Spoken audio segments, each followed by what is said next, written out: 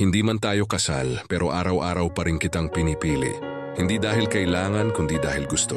Gusto kong gisingin ka tuwing umaga. Kahit pagod, kahit minsan hindi tayo nagkakaintindihan. Hindi man tayo kasal, pero sabay nating hinarap lahat. Yung hirap, yung pagod.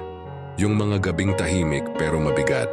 Sabay tayong natutong maging matatag. Hindi lang bilang magpartner, kundi bilang magulang, bilang magkaibigan, bilang dalawang taong piniling manatili kahit mahirap. Wala tayong seremonya, wala tayong singsing, pero meron tayong mga alaala, mga tawanan sa gitna ng pagod, mga yakap sa gitna ng lungkot, mga planong kahit di sigurado, sabay pa rin nating tinatahak. Hindi man tayo kasal pero ikaw ang tahanan ko, yung braso mo yung pahinga ko, yung boses mo yung ginhawa sa magulong mundo. Ay alam mo mahal, hindi ko kailangan ng papeles para patunayan kung gaano kita kamahal.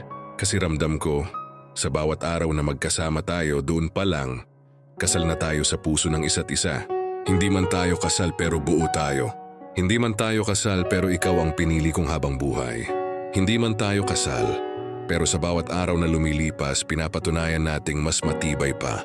Minsan ang relasyon na pinanday ng hirap, kesa sa relasyong ginastusan ng marangyang kasal. Kaya salamat mahal, dahil kahit sa hirap at ginhawa, ikaw pa rin ang pinipili ko, araw-araw, paulit-ulit at buong puso.